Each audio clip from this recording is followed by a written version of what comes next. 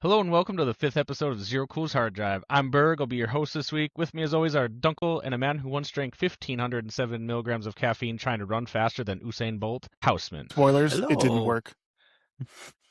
Today the randomizer gods have chose for us 1978 and The Deer Hunter. This movie is directed by Michael Cimino, and the top billed cast are Robert De Niro, Christopher Walken, and Meryl Streep. But before we dive into the movie, we'll give a quick disclaimer that this movie is very dark themes and they use swear words very frequently. It also has depictions of very brutal content. This is not one to watch with the whole family. With that said, I'll give it to Houseman for some 1978 pop culture stories and movie facts. So let's hop into our phone booth, transport ourselves back to 1978, and we'll cover some of the news of the year. I think biggest one of the year, as far as I was concerned, the Sony Walkman, the first portable stereo ever, was introduced to the acclaim of beatboxers and breakdancers everywhere. Sorry, I'm still stuck on your Doctor Who reference. Continue. Actually, I'll have you know it was I was Bill and thinking Ted, Bill and Ted, I was thinking, yeah. You need to go back and watch Bill and Ted. Okay. Yeah. And hey, folks, I was maybe thinking, we'll get to that someday. Bill and Ted when you said that too. All right, and Bee Gees' Saturday Night Fever album was #1 in the chart for 24 weeks. So people were loving their disco. Had to see John Travolta and bell bottoms. Does anything go that long on the top charts anymore? I mean, I don't think they're the half a first year? ones, but I don't know. I would doubt it. I feel Taylor like Swift things- probably, because she's got a group of Maybe. people that follow. I feel her. like things numbers. come out so often now that Right. it's just like the new thing that week. Like nothing stays on top. I lost the connection there for a bit. Mhm. So kind of have to restart. We'll have to edit it out. We're editing this out, what I'm talking about right now. But I'll go ahead and start back on it. We're gonna leave in that you're talking about editing it out. Go ahead. Yes, we're going to leave that out. Okay, so, yes, Bee Gees' Saturday Night Fever album, #1 of the charts for 24 weeks. Sounds like a long time. I'm sure it was a long time, but yeah. Yeah, that's what we said when you had that little hiccup there. We said I don't think anything goes that long anymore Yeah, as far as top charts. Yeah, maybe the Taylor Swifties of the world, and that's about it. I'll take Bee Gees over Taylor Swift any day. Fight me, audience, Uh-oh. fight me. You're gonna get the Swifties after Yeah, us. now we got the Swifties that don't like us. All right, Way to sorry, go. Swifties, sorry. Hold back. All right, what else we got that year? We got the first transatlantic balloon flight. Called Like the hot air balloon. Double Eagle 2 by Ben Abruzzo, Larry Newman, and Maxie Anderson, whoever they are. That sounds terrifying. I mean, kudos to them, but I would never have attempted that ever. I No. could not see myself crossing an ocean in a gosh dang balloon. Did it say how long it took? I did not get that far into it. Sorry, folks. I You'll always just think have of to- who did that? Was it Jackie Chan that had a movie? It was like Around the World in 90 days or something like yes, that. Around the World in 80 80 days.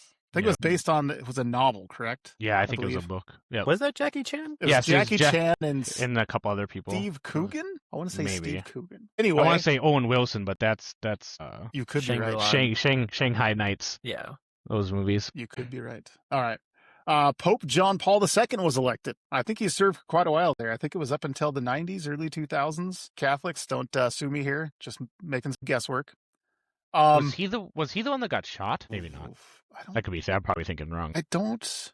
Well, I think he was the one from Poland, was he not? The one before Benedict, was it? That's out of my wheelhouse. Same. Sorry, folks. Yeah, we're just going to go ahead and steer this ship to the left. Also, the laser disc was introduced by MCA and Phillips to the acclaim of no one and the applause of no one, because apparently it was a very expensive medium and nobody had it. And I don't know if anyone remembers this, but there was a little movie called Black Sheep with Chris Farley, where Gary Busey plays this crazy guy out in the woods who's one of his claims to fame is he has a laser disc machine. Again, it was these, if I'm not mistaken, I think it was these like giant record-sized discs. Yeah, And it you was put in something. the I'm player? pretty sure that's like one of the only things you can find an uncut, unedited Star Wars, the first one. And still On. not worth it, which is crazy. It's probably worth it. You have to see Han shooting first. That's just what the world needs. And because this is just relevant to, we here in the North, I figured I'd call it, there was a Northeast blizzard. So February 5th to 7th, 1978. It was a storm that dumped 2+ feet of snow in 2 days with sustained winds up to 86 miles an hour. So apparently the Northeast had a really hard time those couple days. Yeah, that would be not great. I mean, we're talking total gridlock. Things were shut down. That would have sucked. Sorry, Yeah. Northeast, you had to go through that, but luckily that was a long time ago. All right, that's Sure, the news for the crazy. year, folks. So we're gonna get on more to the movie facts now. So just to give you an idea what people's mindset was back in 1978, Best Picture went to Annie Hall, which was directed by Woody Allen. Best Actor went to Richard Dreyfuss in Goodbye Girl. Never watched that. I've never seen either of those movies. Actually, I haven't seen Annie Hall either. And Best Actress to Diane Keaton, who also starred in Annie Hall. Annie Hall, big winner. Well, I guess this movie was a big winner too, though. I think. And I think that was Five- Woody Allen's kind of 5 heyday. nominated. Yeah. All right, but on to the movie. So this movie had a $15 million budget. Ended up grossing $49 million at the box office worldwide. So not bad. Did we cover our title name? Hmm? Did we cover our title name for this week? The Deer Yeah. Hunter, yes. Yeah. In case you folks haven't been keeping up, we are covering The Deer Hunter today. Anyway, yeah, $49 million box office. Looking it up, it was basically all domestic, though I just assumed that international releases weren't as big back in the late 70s. Probably stuck to domestic for the most part. And this movie was directed by Michael Cimino, as Berg pointed out. Apparently, he was actually in the military at one point and did serve some time in Vietnam, though I think there's a little controversy around it and what he claims he did. And looking up his movie history, I didn't really see a lot of things I recognized. So didn't do a ton of movies. There were big gaps between each. So definitely not a prolific director, but obviously directed a good one. Yeah, I read a little bit about it. He claimed to be a Green Beret during like the making of the whole thing. Yes. Turned out he wasn't, and then he kind of didn't really do anything after that. I think I ended up reading he served in an attachment to like a medical squadron or something like that. I mean, he was in the service, but yeah, it wasn't Wasn't what he was saying. He was not John Rambo, despite what he might have thought. Right. But this thing was actually filmed on location in Thailand for the Vietnamese scenes, and they used actual Army veterans trying to get that authenticity there. Unfortunately, one of the things it was panned for was actually its Vietnamese stereotypes. Apparently, people did not like the portrayal of the Vietnamese in that movie, which is understandable, but I don't think it's the only movie of that time guilty of that, to be honest. No, probably not. Right. I would guess there's a lot of them. I mean, Full Metal Jacket, I'm looking at you, but moving on. There are actually some fun facts I want to go over about this movie. I decided to look some up. So I'm just going to go over those right now. So Robert De Niro, I don't know if you guys remember, there's a scene where he gets spit on by Christopher Walken. Yeah. So Christopher Walken was instructed to spit on him without Robert De Niro's knowledge. So apparently he almost walked off set that day because he was pretty angry over the fact that nobody warned him he was going to get spit on. Well, I'd be really mad. Yeah, that's more towards the end. Well, I think this director was going for like like authenticity, so he really wanted to make it believable. And hey, if you're actually getting spit on, you didn't expect it. Genuine reaction. And I think this was like, supposedly it was Robert De Niro's ask in that live rounds be placed in the guns, but that the guns were actually checked before each fire. Well, so I would hope so. Yeah, so they would put live rounds in the chamber, and then make sure obviously it wasn't the next one up to kind of give some authenticity to it. Yeah, that's nuts. That's still nuts. Yeah, I mean, even if they were crazy. just like checking it every time, I'd still be like, I'm out. Yeah, that's really. All it takes is a quick roll of the hands with the revolver, and oof. Well, I think they just wanted to get in character more. So yeah, that was absolutely crazy. That'll probably get you there. And John Cazale, I hope I'm pronouncing that right. Stanley, he was kind of that skinny, wiry dude back in town with a mustache. He was actually in late stage lung cancer during the filming of this movie. Jeepers. So dude was super ill. Apparently the studio tried to replace him, but the cast and actually the director would not allow that. They basically said, hey, we're not going to do this movie without him, so you got to keep him on pretty there. Messed up to just be like, hey, get out of here, you're sick. I thought that was a cool story though, kind of rallying around him. Still doesn't make me like his character, but no, unfortunately no. And also last fact here, De Niro and John Savage, who played Steve, I don't know if everyone remembers him. He was kind of the younger dude. Yep. They did their own stunts. In fact, there was a pretty dangerous stunt, that bridge scene with the helicopter. The helicopters, what do you call them? The skids actually got stuck on the bridge, like on the rope of the drawbridge. And when they tried to go up, it actually flipped the bridge while Robert De Niro and John Savage were hanging on. So there was a bit of a scare there, apparently.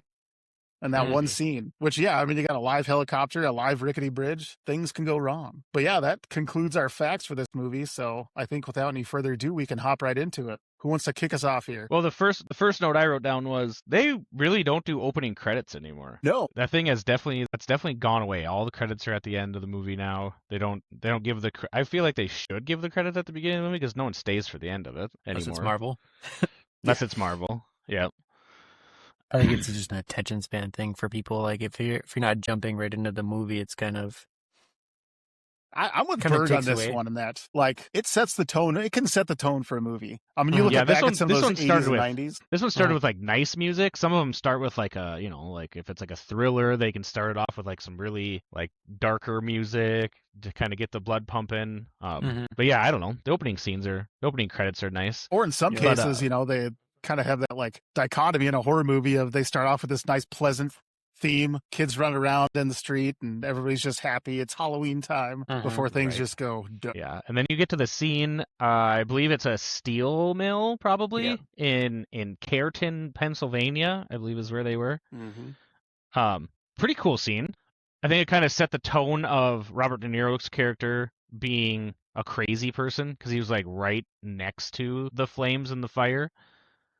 And like when they leave, the guys are like, "What were you doing down there?" Like he wasn't even supposed to be down that close to the fire. Like kind of sets it up as like Robert De Niro's character is just built different than everybody else. Yeah, I kind of wondered because I remember that scene. He dips something into the molten steel and pulls it out, but then he just tosses it in. I'm I like, think what it's was just an that? activator.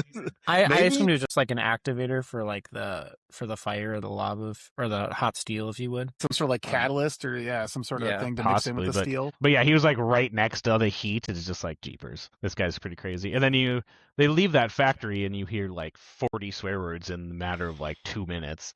Oh yeah, small town Pennsylvania. Right. I was actually Just reading. They filmed F in words, like S words. 4 different states around that region to capture kind of that, small steel town feel. It's like Ohio, Pennsylvania, West Virginia, maybe. And Which, like, if you think about it now, most of those places are probably closed. A lot of, I would guess. I mean, yeah, look at the scenery back then, right? As they pan through the town, it's like this kind of desolate, lonely, quiet town. Yep. Not much going on but the smokestacks.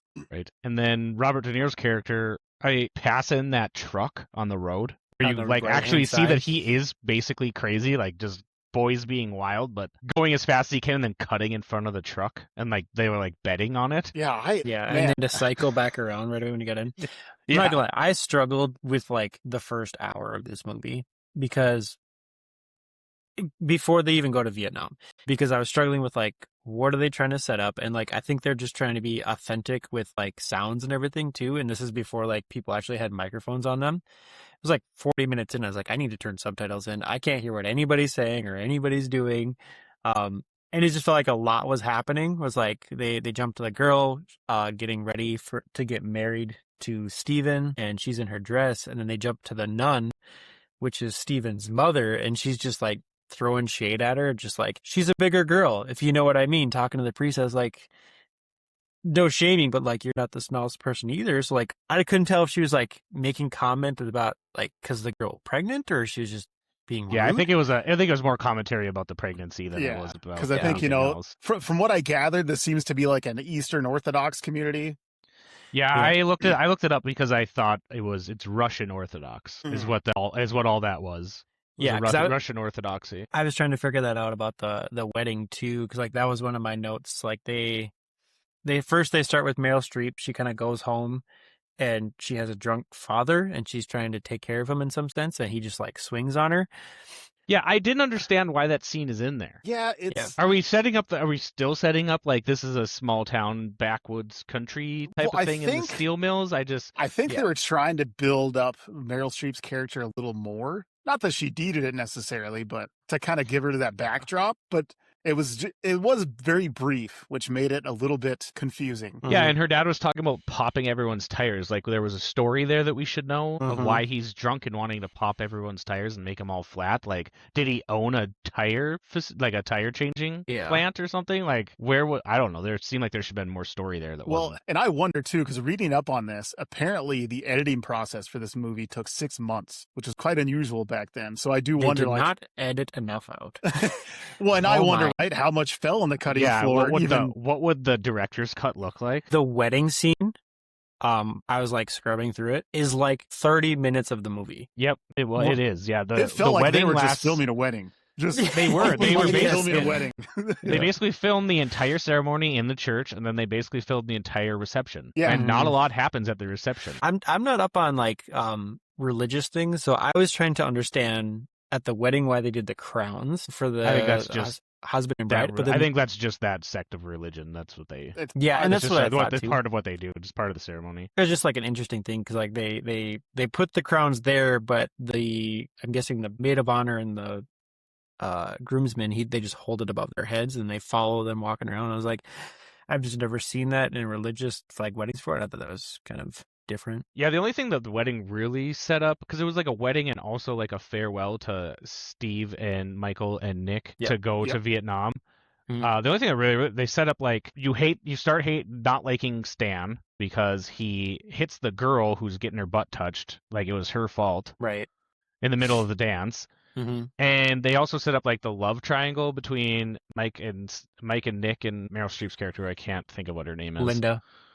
Was it Linda? Yep. Yeah. So there's like a love triangle type thing happening there, and then the wedding just lasts entirely too long with them literally just recording a reception. With and then they have the other go girl ahead. that's kind of just like Robert was kind of just sitting there staring at Linda on the dance floor, kind of like making weird eye contact with her. But there was also the girl that was sitting right in front of her, and they made it seem like she thought that there was something going on with Robert, like maybe he was interested, but then nothing like happens with that. Yeah, nothing Well, really and that's happened why I with was that like after wondering that. about the Robert Meryl Streep thing. Sorry, I'm not calling out character names here, but like, did they know each other previously? Well. Mhm. Or It is seemed this like just I think there was a line in there where Nick, Christopher Walken's character, says something like, "I've known you my whole life."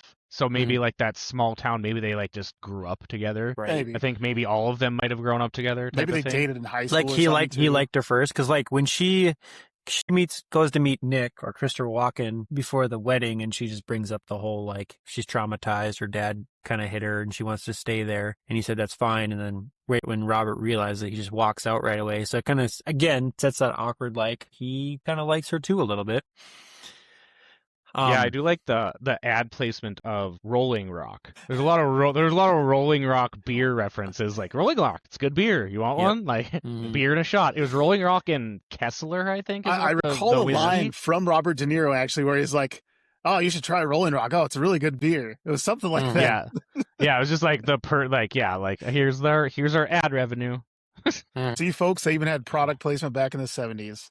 It's not just a now thing. And then it feels like as we get into the wedding, and again, it lasts for eternity, what it felt like.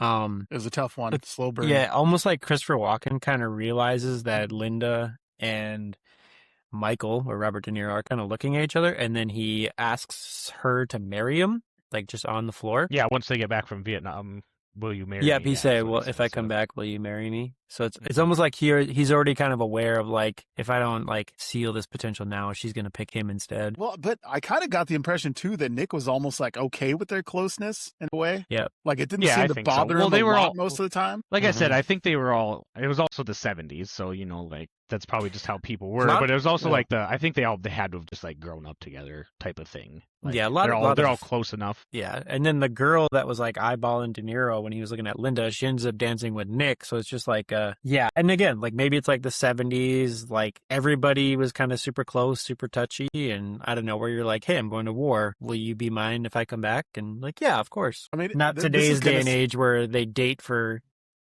3 weeks and then, hey, we're a thing.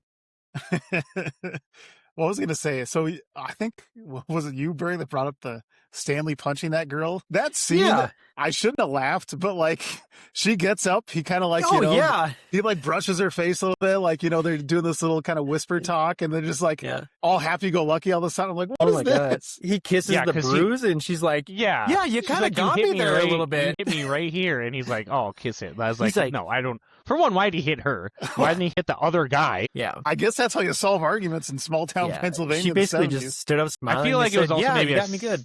Like a setup to kind of make Stan look like a weasel type of. It was kind of the character that he played. But that's the only thing. Right? Like I get played a character like built to like the audience not to like. I feel like fair. Yeah, and then Well, they get out of the wedding, and then Steven kind of brings up like hey, I'm gonna be honest, like who did he marry? Oh my gosh, I can't remember her name, but yeah, he says that they've never actually been together. Angela. So that's yeah. not his kid. Yep. And then so he's the only person he tells is Nick, but then it jumps to Steven just kind of being like, I meant it. Like, I know for sure that that's not his kid kind of thing. And I was trying to I rewound 3 times. I'm like, when did he tell somebody that was a thing? It was was that an off camera thing we were supposed to oh, he told I think it was Stan that was saying that. Yeah. He had found out. And I'm guessing he just overheard it or something. Is kind of what he was saying to Robert De Niro's character. Then you get a weird scene where Robert De Niro takes off running in front of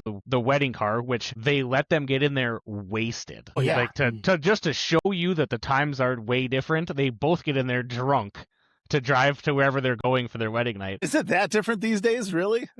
Yes. I don't think anybody would be letting people getting into the vehicle. Somebody be a DD. I think that was happening back in the 90s. Well, and then he strips down. 30 years ago. I know. Fair. And then he starts stripping on the street, strips down full skivvies, and then just sits in a dirty basketball court. Mm-hmm. You definitely get the impression these guys were kind of like the rough jokers crew of the town. Yeah, and I feel like they missed something here with that because Walken is chasing him down, and he's like, "Hey, I need to tell you something," and then, which I'm assuming he wanted to tell him "Hey, just so you know, I proposed to her." But they don't. He ends up catching up to him, and then they sit against the hoop, and they're just like, "Don't let me stay out there. Make sure I come back. Make sure I come back." Yeah, I was like, "Ooh, subtle foreshadowing." Right. That's what I thought too. I was like, Yeah, I wrote that down. Foreshadowing. Yep. And then you get they all still drinking through the night. I imagine, Bailey said, "Oh, that car must stink," because they were all just in there, still wedding clothes, same clothes, still drinking beer, still smoking as they go to hunt. Which the movie's called The Deer Hunter. There wasn't that much hunting in this movie, or I didn't really see relevance. any reference when he was in Vietnam or anything that said "Oh, this guy's a deer hunter."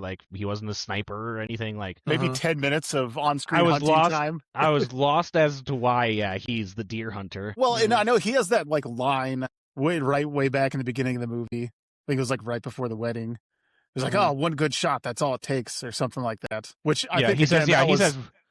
Yeah. I think that was a bit of that, foreshadowing reference too. Right. Well, he was saying one shot. If you can't shoot a deer in one shot, don't shoot. That's how most people think. But him being a deer hunter, I don't think should have been the name of the movie. Yeah. You have 5 minutes of deer hunting, if even that. Mm-hmm. And from what I heard, kind of right, because what I have in my notes is a long wedding scene, right? Because the whole beginning of this movie is basically just small town Pennsylvania wedding with a bunch of friends. And that they wanted to illustrate, I guess, the difference, between just your kind of your average casual life versus life in war over in Vietnam. Yep. Yeah. The scene in the bar when they get back from hunting, where it's just them and they start listening to the piano, I thought was one of the better scenes in the movie, where you can tell the realization sets in that 3 of them are about to go to war, and this is the last time we could ever be doing this. And then the other thing just before that, when they're at the wedding, they run into a Green Beret and they try to talk to him, and the only thing he says is bucket. And I never saw the relevance for that once they got to Vietnam, because he just kept on repeating bucket. I was like, "What is?" No, he said F it. Yeah, he said F it. F it. Oh, okay. Yeah, he was swearing. He was saying the F word. Yeah, but that's all he said though. That was before I turned on subtitles. I'm like, "What is he saying? Why?" He definitely looked perturbed in the movie. We'll say that much. Yes. Yeah, he was not happy these guys were bugging him. Right, and probably what you would gather, he was already in Vietnam at some point in time, probably. Yeah, because he was his dress. Uniform on and everything. Yeah, I thought we were going to get that speech of no, it's terrible. You guys are going to probably die over there. The normal Vietnam movies that you get where it's I think in a way we did get that though. Because I think in this scene, right, his silence spoke volumes, because it was all these guys are goofing around. "Hey, we're going to war. Yeah. Hey, you were in war, right? Let's go bug you." But you can tell the whole time he's just seething inside, just nope. And then the weird foreshadow of the couple are getting married, and then they take the shot of wine together, and the good luck charm is if you don't spill any wine, you're your luck for happiness for the rest of your life. And then it shows her drip a little bit of wine on her dress. But it just never really calls back to that, other than like the only foreshadow I can see is like spoiler, but like Steven like loses some limbs and he doesn't do well, and then but it's not like their marriage really falls apart because they do make it back together at the end. You just blew my mind with that, because I did not hear the line leading up to that. Yeah. Or I wasn't paying said, attention enough. if you drink out of the, if you don't spill it, it's good luck. So I just get this focus on the dress with the spilled wine. I'm like, what is that? Yeah. Why do we do that? It was like an ominous foreshadowing that I don't think it really ever came to fruition either. And it didn't really make sense to do it because Steven isn't necessarily the main character of the story. So I don't know why we were so focused on that. Mm-hmm. But yeah, so we can get past the wedding because we've been talking about it just as long as it was in the movie, basically. Hey, folks, we're just giving you what you're going to experience anyway. Right. You kick forward past everything, basic training, all that stuff, getting to where they are in Vietnam, to literally a village getting blown up and Robert De Niro's character lying there after being blown up. You get a crazy realistic what war looked like. Very brutal scenes there. We don't need to talk about like an individual, but what I didn't understand was why they skipped all of that, and maybe like you said, maybe it was like a director's cut that he cut it out, or maybe they did it on purpose. I did look it up, and he did want it to be more like how fast it goes. Yeah, how fast it does actually happen in real life. You go from happy wedding to now you're going to be in war, but like I feel like we need the other part of it. Like you need a little bit of boot camp. This is where you guys are going in Vietnam. You know, those kinds of things. I'll play director's advocate here in that, like, yeah, I could see a point, right? Because basic is only going to be like a few weeks back then. Especially if you're getting drafted, it's probably a pretty quick process. And then bam, you're getting shipped off to Vietnam in a couple days. Yeah, that's what it sounded like what he wanted to do, I guess. But. Yeah, but it's just it put you in a weird situation of like there's no like timeline like, hey, 6 months later, like that would have been nice to see. Because you just jump into De Niro's kind of passed out on the ground after they blow up the village, and then Nick and Steven roll up and they're like, "Where have you been? Oh my God, it's good to see you." Yeah, how did they get separated? That was also like, how did they get separated? Why were they were obviously like looking for him? Because so, like, where did all this go down? What happened here? They all got rescued at the same time because Walken's character was flown out on the Huey or whatever it was. Yep. Well, even before then. Like when because they find De Niro right after they blow up the village, and it's Walken and John Savage that come in on that helicopter and like, hey, we found you. Yeah, and then like the jungle blows up behind him, and you see a bunch of guys running at him, and it's like, okay, well, here comes a battle. No, you don't see really anything. Nope. And then the movie gets super intense. Yeah. It's crazy intense after they get captured. And we're talking about the hut on the river, are we not? Yes. So people, you might want to fast forward a little bit because we should probably talk about this because it's like a scene that's been redone or remade. It's a scene that everyone knows this movie from. If you ask people at the Deer Hunter, they don't say, oh yeah, the wedding. They say this scene in the hut where they're captives. And I think it's the North Vietnamese, right, is who we were fighting? Yeah, I think it was the North Vietnamese, yeah. Where they're taking the captives and making them play Russian roulette against each other and then they're betting on it. Yep. And it just becomes so intense so fast. Yep. From happy time wedding, deer hunting with your friends, eating Twinkies with mustard to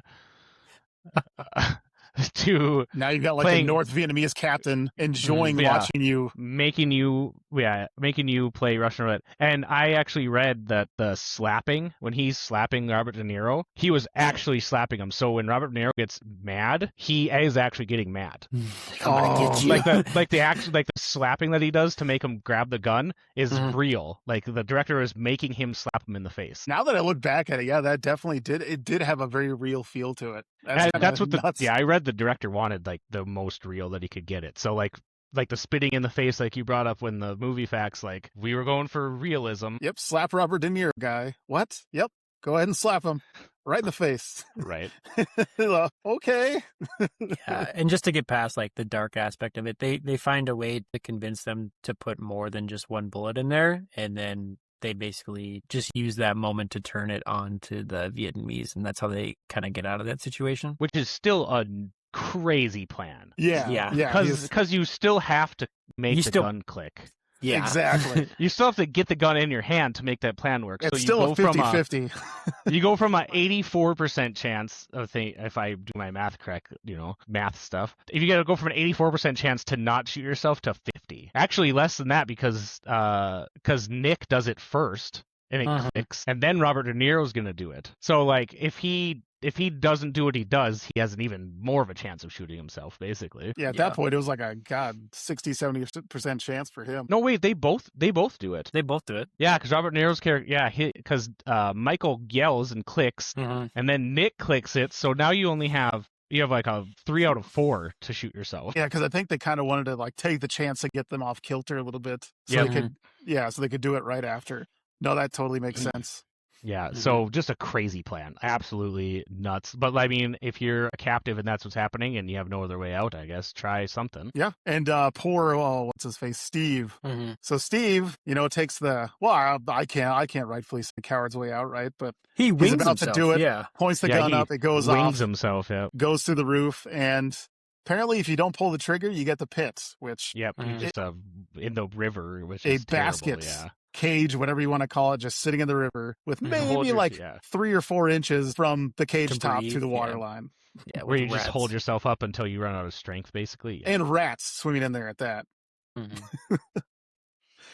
Just an awful, brutal scene. Yeah, so then they get out of there, and then they kind of just follow this or ride this log down the river, and you can see Steven kind of losing his mind a little bit, and like De Niro kind of calls it out as like, we should probably just leave him behind because he's just losing his bones. And then the whole time down the river, he's just screaming about how he wants to go home, and they're trying to keep him quiet because like they're rolling through the jungle of what would be Vietnam. It's like, don't get us killed. And then they finally get some helicopters that make it in, and that's the stunt where you brought up is the only one that they get out is Nick. Yep. Well, I kind of want to circle back actually. So about Steve's portrayal, right? It's like he was the scared one. Yeah. But I thought it was a brilliant move how they had like when he was in the cage, when they were all in the cage below that little hut as all this was going on, with each shot being fired, he was basically having a panic attack. And I like the portrayal of that because, you have to put yourself in those shoes and think, well, like, yeah, he probably thinks he's going to die right now. And he's absolutely having a panic attack.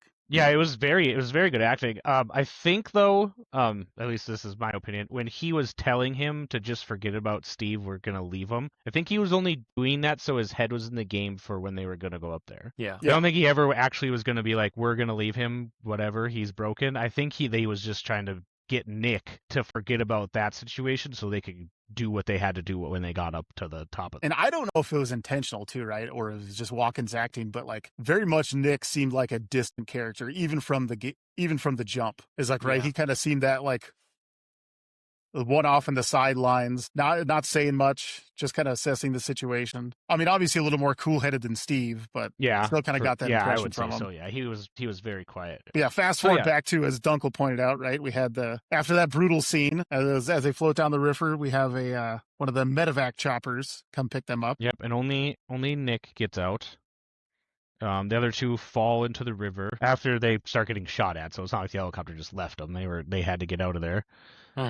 Steven just shatters his leg, which they kind of show like a bone sticking out a little bit, which is like, ugh. Oh, that scene, I made a note of that scene. Just awful to look at. Bone sticking right out of his leg. And then you have, Michael carries him back to what is like I can't think of the word. Just like a line of Vietnamese exiting out of the jungle and down a road. I want to say, it's probably like a refugee line or something like that. Maybe it's like the South kind of escape. Something like that. And then he just, I wrote this down because like he just left him on the car and you don't really know what happens, but like he just kind of like puts him on the hood. He puts him on the hood and then he just starts walking his own way. It was like, I guess these guys will get him kind of thing. Well, I mean, because they had that little scene with him, right? Because we assume these are South Vietnamese soldiers, and he's like, hey, I'm an American or whatever. And they like kind of give the signal like, yeah, okay, go ahead. Yeah. So I suppose at that point, he really had no other choice either, right? He couldn't hoof it with Steve on his back way. But he could have got on the car with him instead of like riding with them to like the med back area. Instead he's just like, yeah, I'll walk. And then it just jumps into where Nick made it at his own medical area that he's just kind of like losing his mind a little bit. Yeah, where he's asking him different questions and like, what's your parents' birthday? Like, not everybody in the world could just rip off their parents' birthday either. Like, No, I get that that's a question, but and I can't help but think there was context I was missing in that scene because they ask him that, and that's when he starts breaking down. But it's like, is it just that he's breaking down because he can't remember, or was he just being disgruntled when the guy's like, "Is that your wristband or whatever?" And he's like, "No, it's that guy's." yeah, you get that little snarky little bit like he was kind of there, and then he starts asking him questions, and his mind is just like he doesn't have a memory anymore, basically, of before Vietnam. And I think that's what they were trying to show. Like he started like losing his mind a little bit. And I love how that guy played. I don't know if it was like a medical officer, whoever he was, asking him the questions, but just as Christopher Walken's breaking down, this guy is just staring at him the entire time with the clipboard, waiting for an answer to a question. It's like, geez, guy, can you give him a couple minutes? Just locked in. Yeah, no, just asking questions. Then he's like, we got to get him out of here.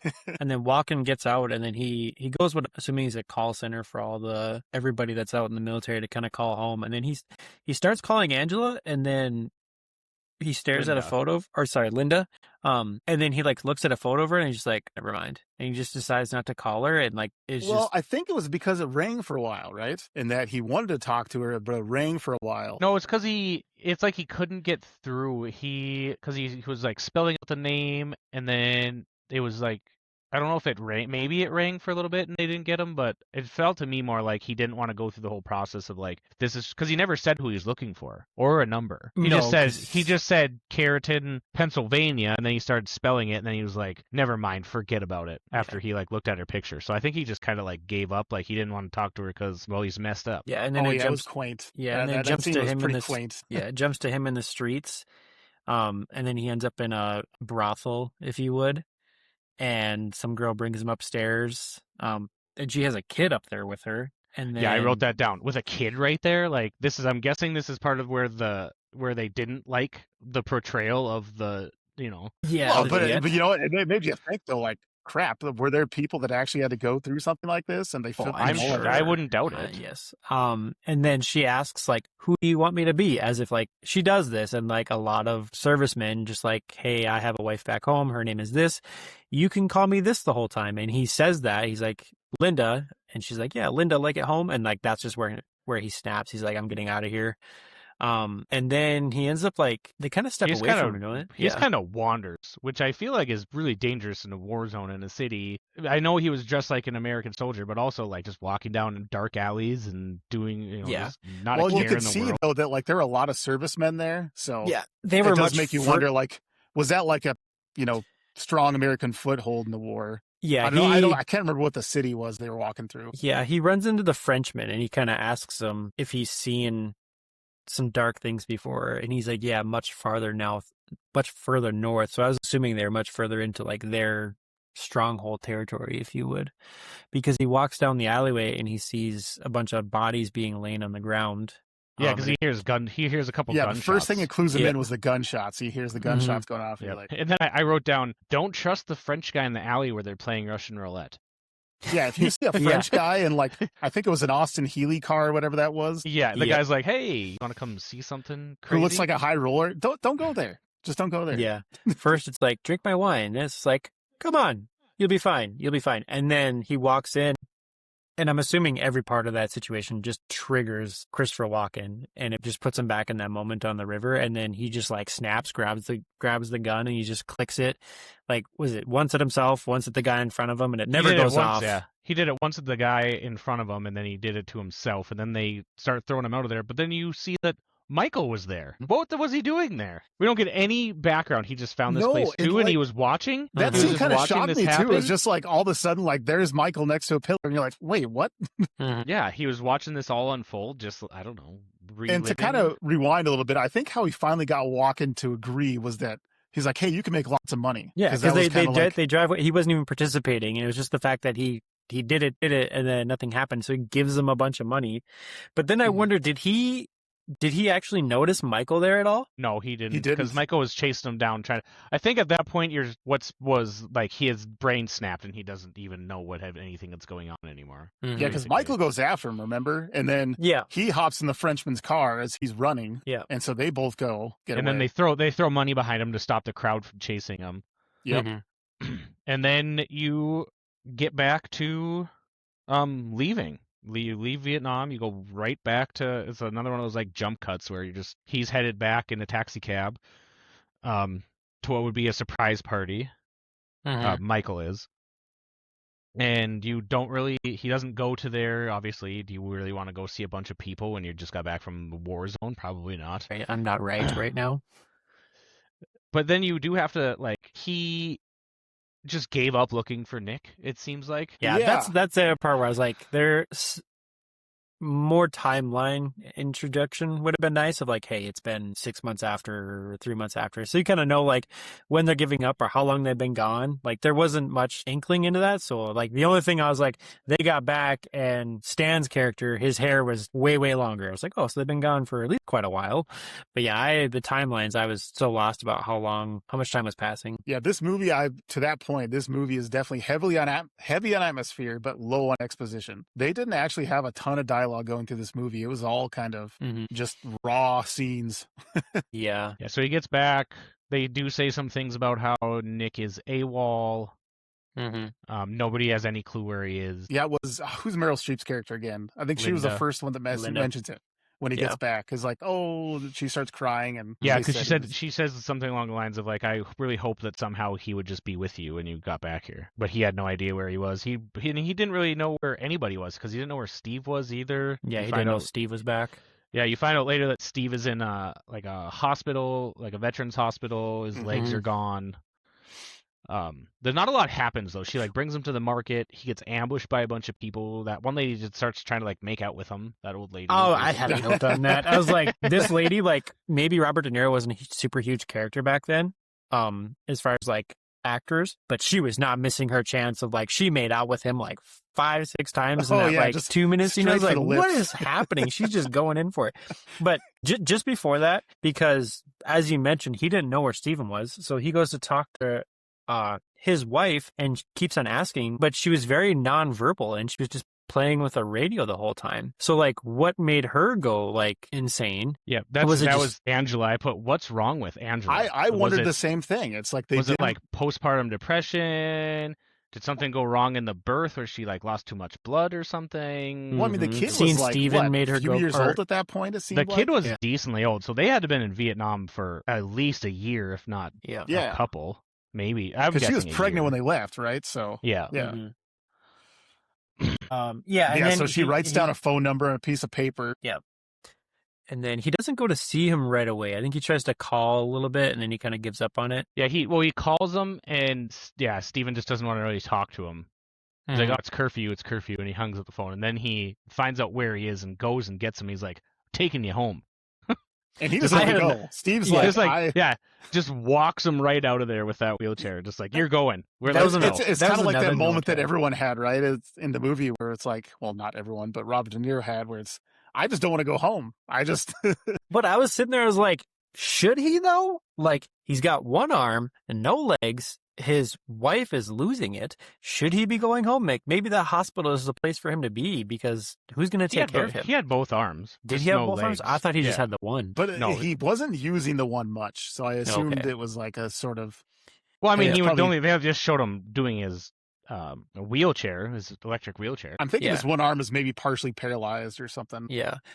We kind of missed a little bit, but after De Niro kind of makes it back, Linda kind of like is just looking for comfort, and she kind of goes to him and says like, be comfortable with me, and he's like, no, I can't do this. And they end up going to the hotel that he's been renting since he got back, because obviously she's at what was his house and he doesn't want to like share it with her.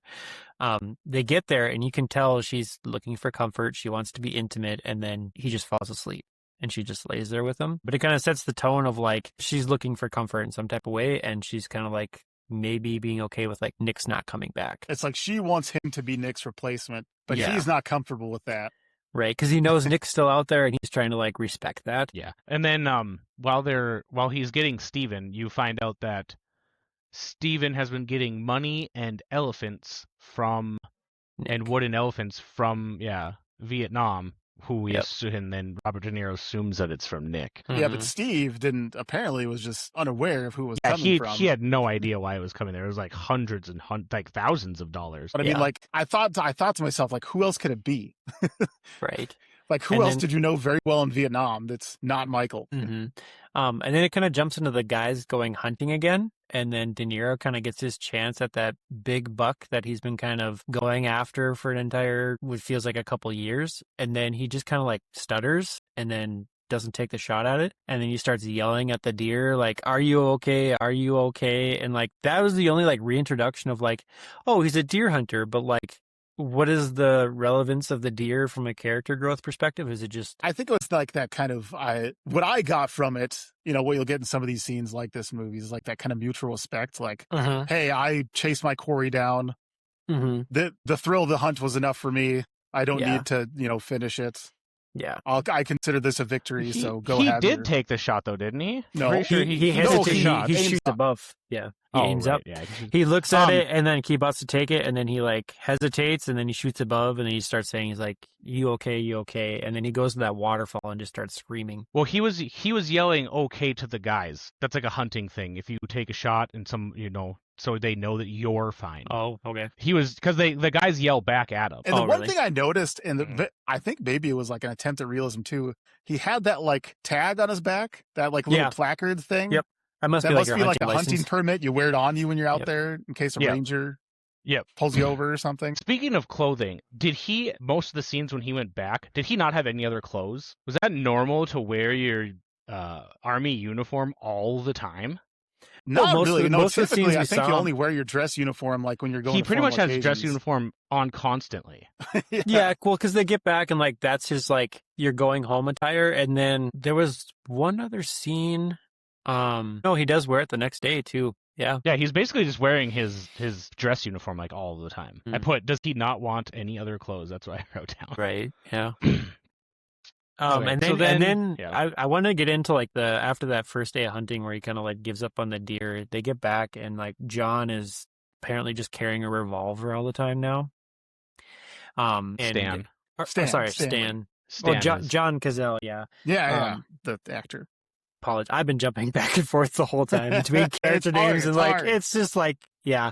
And then De Niro gets back and he walks in and Stan is just like got this revolver on Axel. Yeah, and he's like, "I'll do it." And then De Niro snaps on him. He takes it out of his hand. He's like, "You're acting like it was loaded." And like, I'm guessing he just meant like the gun being cocked because like De Niro opens the gun and there's 5 bullets in there and he pops one off and then he puts it in his face and he's like, "You still feel tough? You still feel tough?" kind of thing. And that was like where it started hitting a little bit more. Like this whole movie is built around how much that Russian roulette mentally just messed with the two of them, and they started reintroducing it in different situations where like they run into situations with guns and like it just triggers them like, what are you doing, what are you thinking? Yeah. I think, yeah, it very much was such a huge theme in the movie because I think maybe they were trying to like paint the contrast with it too of like, the horrors of war versus the kind of just mundane everyday life. Yeah, there's a lot of jumping kind of back and forth into that. Yeah, and then they go home and then De Niro and Linda kind of like consummate like the comfort, and then he stares at a deer head on the wall, and then they just kind of jump back into the military hospital, and like I think that's where De Niro is like, he's alive. I'm gonna go back and try and find him. Yeah, this was this was quite a powerful scene. Yeah, he goes back to Vietnam and How tracking down that Frenchman. I wrote down though, why did they let him back? Everybody was Right? evacuating Saigon. He gets there with a general in front of him. How did he make it back there? Well, you probably just catch a military flight, like because they're flying over there anyway to pick people up. So it's I know, probably, but like, why would they let him go back? why would they let him go back? That's what I'm saying. Like, Well, they I were mean- evacuating the city. Everyone's trying to get out, and he just says, "Sign me up. I'm going back to not help you guys." a With little anything. I'm real gonna history here. Find but this other guy. I had a history teacher who was in Vietnam, ended up getting out due to a back injury later, but one of his squadron's tasks was like basically just cleanup. Because I think he was there in like late 70s. And like, yeah, their job was just like go around to like the different outposts, get as much equipment as they can to bring it back to the States so they don't leave it there. So, I mean, it's very realistic that like, yeah, you might have Americans going back there to like, bring equipment or whatever else Right. back. I just but feel no- like it's more of that those missing scenes that make a movie make sense. Yeah, Is agreed. where my problem is. There's just so many missing With like- little dialogue and exposition and like some- 5-minute scenes that would have made this movie make more sense. Would have been perfect. This movie would have been really good, I feel like. Yeah, and then they get back. He finds the Frenchman, and he kind of like starts grilling him a little bit. Like, so how Nick found that Frenchman in the first place? Michael was already there, like watching this Russian roulette money scandal going on. So you figure the Frenchman had to have known him at least some extent to be like, you were already in the first time. So the Frenchman just kind of ignores, like, oh, I don't remember you. And then he brings up Nick, and then it just like clicks. He's like, oh yeah.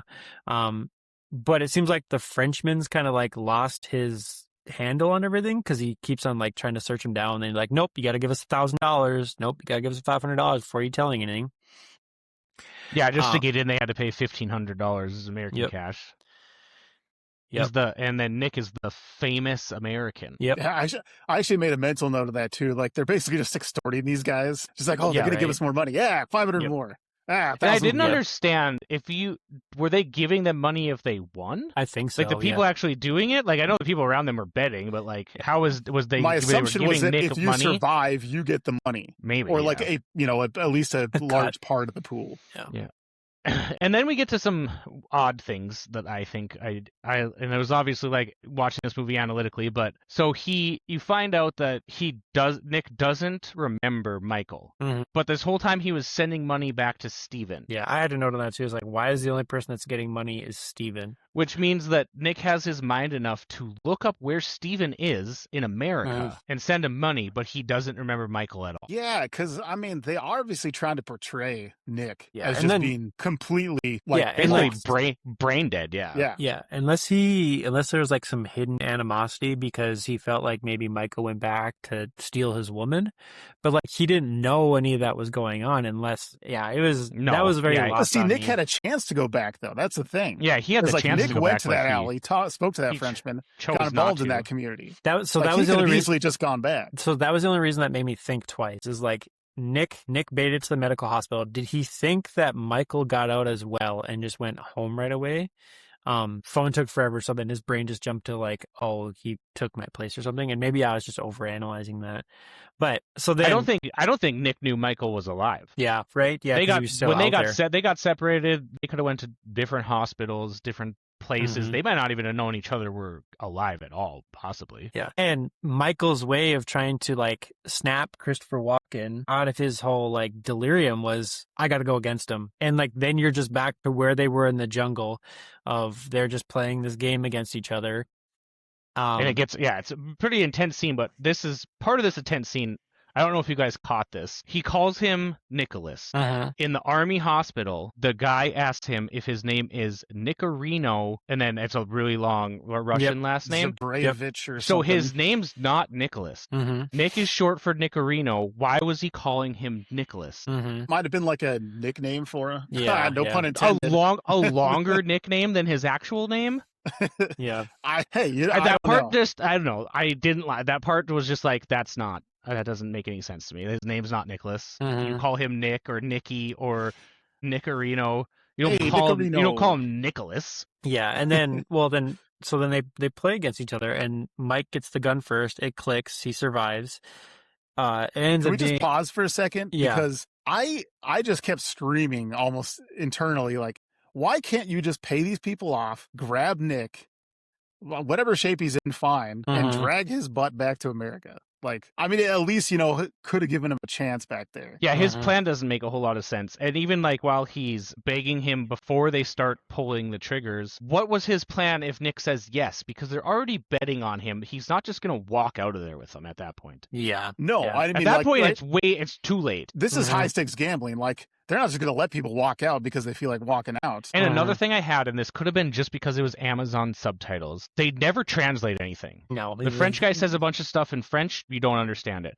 And this isn't like a weird thing. It wasn't didn't say it was Vietnamese talking. They said it was Chinese in the Amazon subtitles.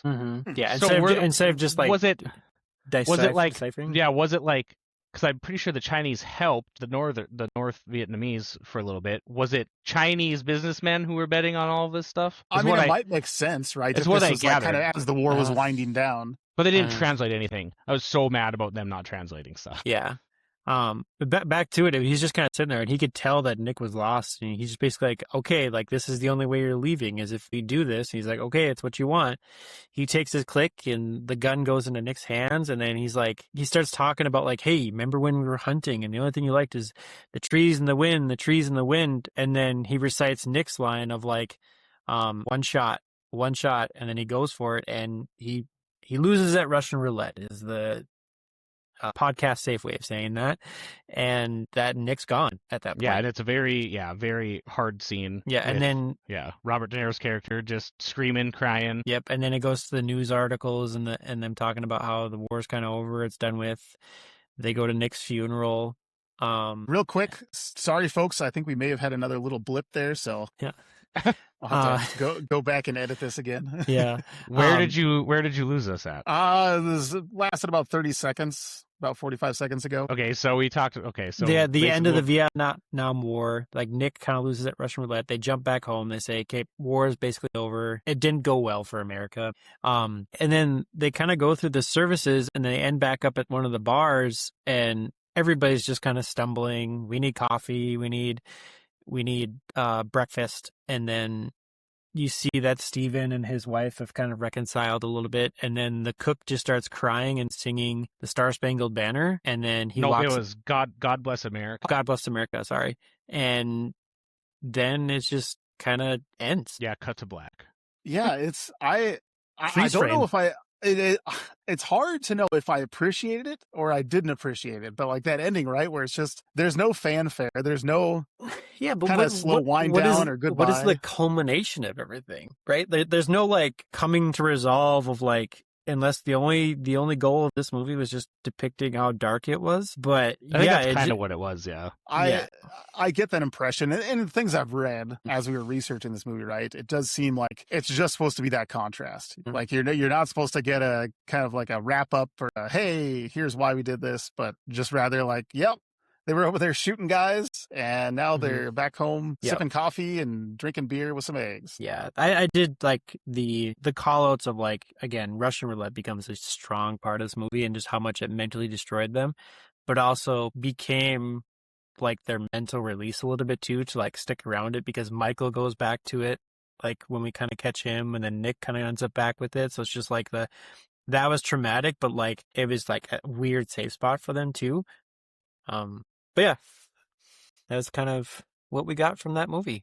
I wanted to save this till the end because this is just like the effects nerd in me, and that they could have done, we'll just call them the trigger pulls a little more tastefully. I feel like. Yeah, I noticed that everybody had a bandana on when they. And it was probably where they hid the squib, so that when like they did the thing. Yeah, they were red bandanas. Yeah. Mm-hmm. Yeah, but I'm guessing that's where they probably had like a tube or something in there that would eject. Would go off. But I just thought like, oh come on, man, this is like if you did it more tastefully, these scenes would have probably hit harder. But as it is, it's just like this squirting out, and it's like very like 80s kind of like jugular shots where it's just like it's like this belongs in a slasher flick or something. This doesn't belong in a serious Vietnam flick. Yeah, they were very weird. Some of them were a little bit delayed too, which was also kind of weird. Yeah, but it was also and again, it's probably like the time of the squibs. I think that's what they call them, is squibs. I think that's what they call. I did look at timeline. This movie came out 3 years actually after Vietnam War actually ended. So very, very soon after that war ended. So like very like interesting timeline to choose to release this movie for like those that may have like PTSD or like, hey, let's make a movie about what it was like over there. Felt like kind of early for that, but well, what do you say? Are you guys ready for kind of final thoughts and scores? Final thoughts. All right, well, let's start. Let's go with you, Bird. I gave this a 12/15 out of 1,500, so like an 81%. My big problem is the jump cuts. I wanted to see more from the scenes. I want more of the background. It's 3 hours and 4 minutes of runtime that could have probably, with what they showed, been like an hour and a half. Honestly, with how fast things went, you didn't need a 45-minute wedding opener. I felt like. that's where I was at. 81%. It's still a good movie. The acting's really good, obviously, but I expected a bigger score out of you, to be honest. I'm no, surprised. that's where I ended up. I'll pass it to Casey Houseman. So, final thoughts on this movie. Definitely a slow burn, heavy atmosphere. But if their intention was illustrating again that the difference between, or the contrast, we'll call it, between war and like everyday casual life, I think they did a good job of it. Mhm. And in my honest scoring, I'm going to give it a 1397 out of 1507, which stands at about a 92%. That's a decently high score. Yeah, Nice. it was a brutal movie, but I think good acting all around. I'll have to give it like a 950, honestly. And a large part of that, honestly, is the first hour and a half of the movie. You're building backstories for characters that have no relevance to the middle, the end of the movie. That the dad with Meryl Streep, even like John's character, there's no purpose to really having the depth of like how much of a bad person he is in general. Because again, at the end of it, it's just Christopher Walken and Robert De Niro. So it was a lot of time building backstories for people that really didn't hold relevance to the story towards the end. And then like I really, really enjoyed like once we got into Vietnam, a lot's going on.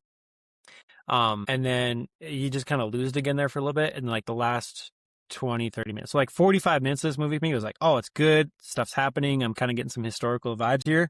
The rest of it was just like timelines are everywhere and just random points that really just didn't come to an end for me. And that's the part where it lost me. And again, to Berg's point, 3 hours of just like, get to the point. Like the wedding was like, that didn't need to happen because again, what is the relevance to everything other than you're just like, you're leaving happy times and a happy moment to just be gone right away. Yeah. So fair warning to folks out there. If you're tired, don't watch this. Or maybe you want to get to sleep. In that case, do watch this. Yes. Otherwise, you'll definitely want to be alert when you're watching it. There's like a good hour in there in the middle where it's really good, but beginning and ending are pretty slow. It's if you want. Maybe you live in Clareton, Pennsylvania, and you just like the the vicinity of it. Treat it like a 1978 version of, not a sponsor, a Netflix original of watch it in 3 parts, and it's probably okay. I could see that. This could be a good 3-act miniseries. I agree. But that being said, that was Deer Hunter, 1978. So thanks for tuning in, folks.